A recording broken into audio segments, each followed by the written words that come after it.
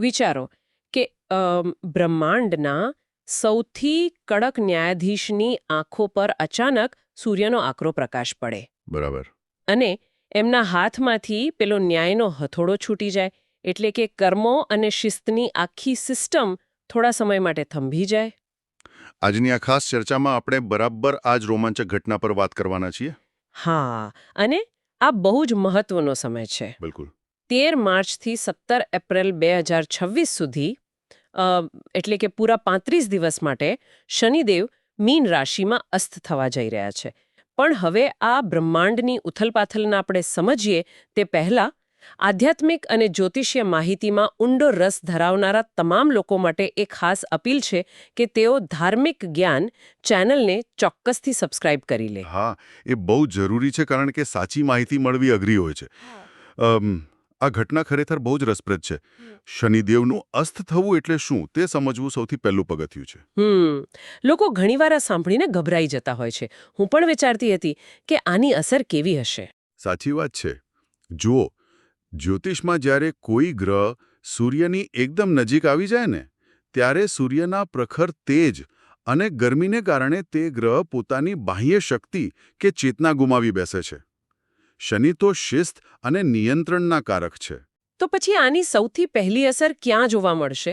હું તો એમ જ કહીશ કે સૌથી પહેલા તુલા રાશિ પર આની બહુ મોટી અસર થશે. કારણ કે તુલા રાશિમાં શનિ હંમેશા ઉચ્ચના એટલે કે સૌથી વધુ શક્તિશાળી ગણાય છે. અચ્છા, એટલે કે જે લોકોની તુલા રાશિ છે તેમના માટે તો શનિદેવ કોઈ વીઆઈપી મહેમાન જેવા છે જે ઘરમાં આર્થિક આશીર્વાદ લઈને આવે છે. તો જો આ વીઆઈપી મહેમાન જ નબળા પડી જાય તો આખી સિસ્ટમ ખોરવાઈ જાય ને. બરાબર પકડ્યું. એકદમ સાચું. શનિદેવ જ્યારે શક્તિશાળી હોય ત્યારે તુલા રાશિવાળા લોકોને આર્થિક શિસ્ત આપે છે, પણ અસ્ત થવાથી આ નિયંત્રણ જતું રહે છે. ઓહ, એટલે ખર્ચા વધી શકે. હા, પરિણામે આર્થિક આયોજનો અચાનક બગડી શકે છે. કારણ કે જે ગ્રહ બિનજરૂરી ખર્ચ કરતા રોકતો હતો તેની શક્તિ જ ઘટી ગઈ છે. તેથી જ આ સમયમાં ઉધાર પૈસા આપવાનું ખાસ ટાળવું જોઈએ. અને વાણી પર પણ કાબૂ રાખવો પડે ને. બિલકુલ, કારણ કે શિસ્ત વગર નાની વાત બહુ મોટો વિવાદ બની શકે છે. એટલે આ તો જાણે કોઈ મોટી કંપનીના સૌથી કડક સીઈઓ 35 દિવસની રજા પર જતા રહ્યા હોય અને બધા કર્મચારીઓ મન ફાવે તેમ પૈસા ઉડાવવા લાગે. પણ મેં વાંચ્યું છે કે આની અસરમાંથી બચવા શનિવારે સરસવના તેલનું દાન કરવું જોઈએ. હા, આ એક બહુ જ પ્રચલિત અને અસરકારક ઉપાય છે. તો તેલનું જ દાન શા માટે? એની પાછળનું લોજિક શું છે જાણવું છે. જો સરસવનું તેલ એ શ્રમ, સંઘર્ષ અને પૃથ્વીના તત્વો સાથે જોડાયેલું છે, જેના પર શનિદેવનું જ આધિપત્ય છે. જ્યારે શનિ નબળા પડે છે ત્યારે આ તેલનું દાન કરીને આપણે પ્રતિકાત્મક રીતે આપણી મહેનત શનિદેવને અર્પણ કરીએ છીએ. અચ્છા, જેથી તેમની ઊર્જા ફરીથી જળવાઈ રહે. ઓકે, આ તો થઈ એવા ઘરની વાત જ્યાં શનિદેવ મહેમાન છે. પણ જે રાશિઓના સ્વામી ખુદ શનિદેવ છે, જેમ કે મકર અને કુંભ, ત્યાં શું થશે? પણ એક મિનિટ, અહીં મને એક સવાલ થાય છે. હા, પૂછો. જો શનિદેવ પોતે જ મકર અને કુંભ રાશિના માલિક છે અને તેઓ હંમેશા લોકોને શિસ્તના નામે કષ્ટ આપે છે, તો તેમનું નબળું પડવું આ બે રાશિઓ માટે તો રાહતની વાત ન કહેવાય. કડક બોસ રજા પર જાય તો ખુશી જ થાય ને. બહુ જ સરસ સવાલ છે આ. પણ અહીં પરિસ્થિતિ એકદમ ઉલટી છે.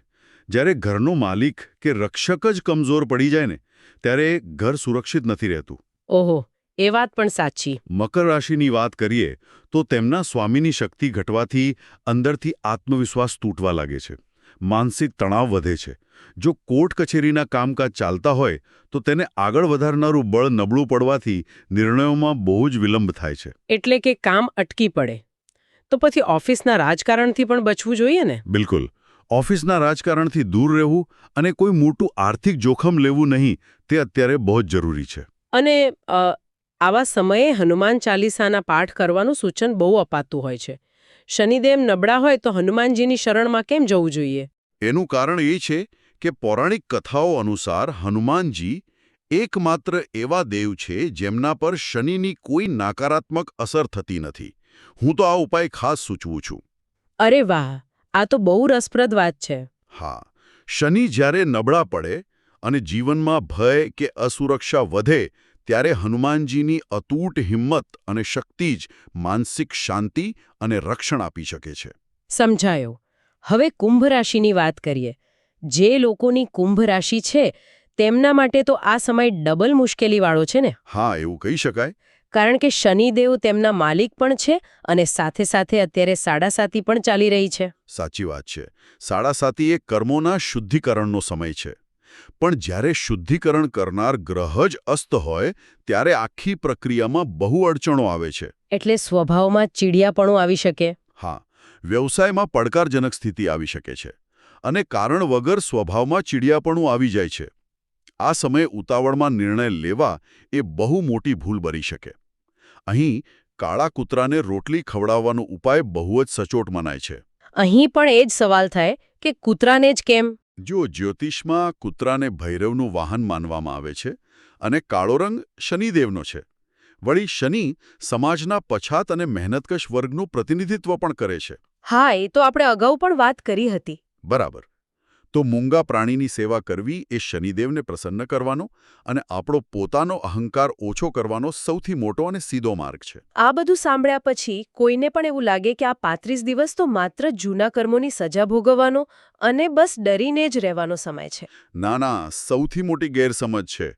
શનિદેવ ક્યારેય કોઈનું અહિત નથી કરતા. તો આ સમયનો સાચો અર્થ શું છે? જ્યારે તેઓ અસ્ત થાય છે ત્યારે એ બાહ્ય દુનિયામાંથી ધ્યાન હટાવીને આપણી અંદર જોવાનો ઇશારો છે. આ 35 દિવસો ડરવાના નથી, પણ શિસ્ત, ધીરજ અને જૂની ભૂલો સુધારીને આત્મમંથન કરવાનો સમય છે. આ ખરેખર બહુ મોટી વાત કહી.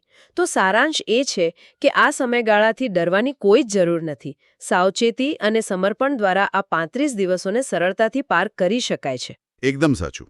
અને હા, જે લોકોને આવી જ સચોટ અને તાર્કિક જ્યોતિષીય માહિતી નિયમિત રૂપે જોઈતી હોય તેઓ અત્યારે જ ધાર્મિક જ્ઞાન ચેનલને સબસ્ક્રાઇબ કરવાનું ના ભૂલે.